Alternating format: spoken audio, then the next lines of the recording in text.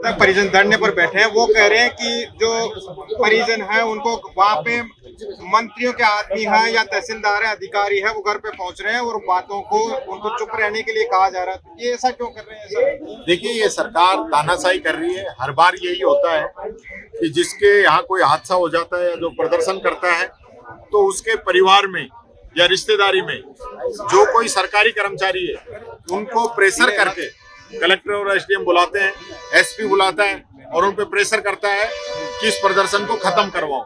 ये तानाशाही है, गुंडागर्दी है इस सरकार की। यानी कोई खिलाफ ही नहीं बोल रहे, जो मर्जी है करें। बच्चे स्कूल में दब के मर जाएं, हॉस्पिटल के अंदर पेशेंट आग लगने से मर जाएं, कोई पूछे नहीं, कोई उनसे बात ही नहीं रखे।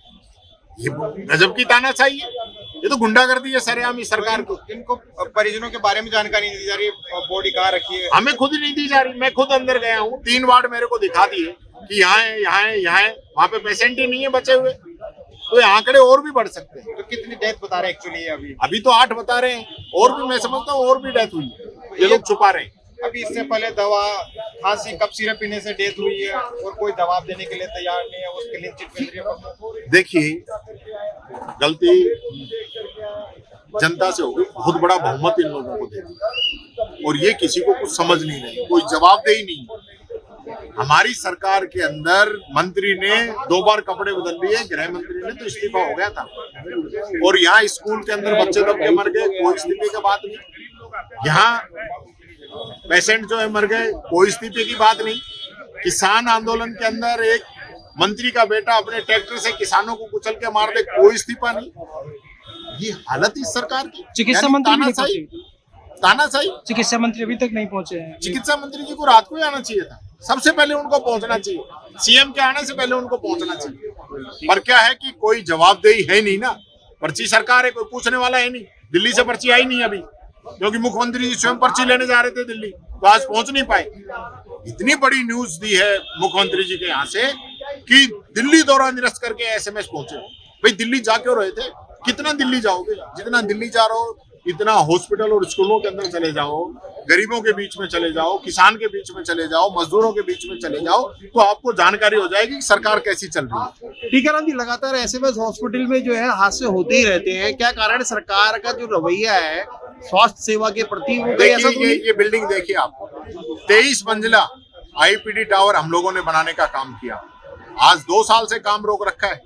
आज ये कंप्लीट होता, कितने लोगों को सुविधा मिलती, कितनी सुविधा मिलती, लेकिन काम करना नहीं। चिरंजीवी बीमा योजना 25 लाख का इलाज हमने दिया, आज हो रहा है इलाज। आरजीएचएस हमने दिया, आज मिल रहा है आरजीएचएस का इलाज। सारी स्कीमों को बंद कर दिया, पेंशन तक नहीं दे पा रहे।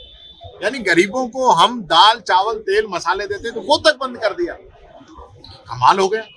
क्या सरकार है, सिर्फ उद्योगपतियों के लिए काम करना चाहती है, गरीब इनकी प्रायोरिटी में नहीं है। सही रोजमर्रा इनका कोई फर्क नहीं पड़ता। पुलिस आएगी, इन सबको भगा देगी।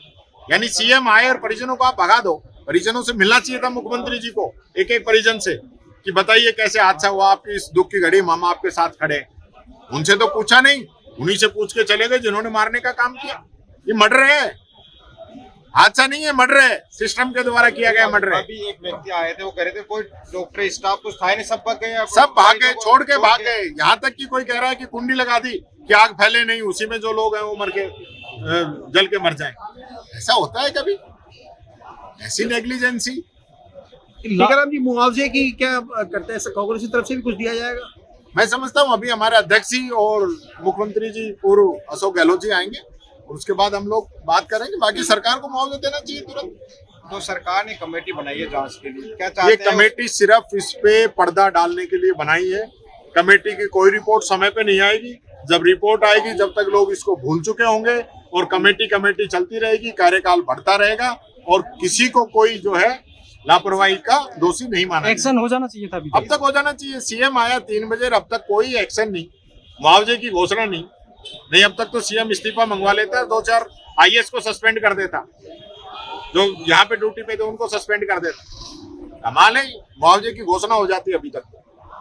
ये सिर्फ टाइम पास कर रहे हैं लोग।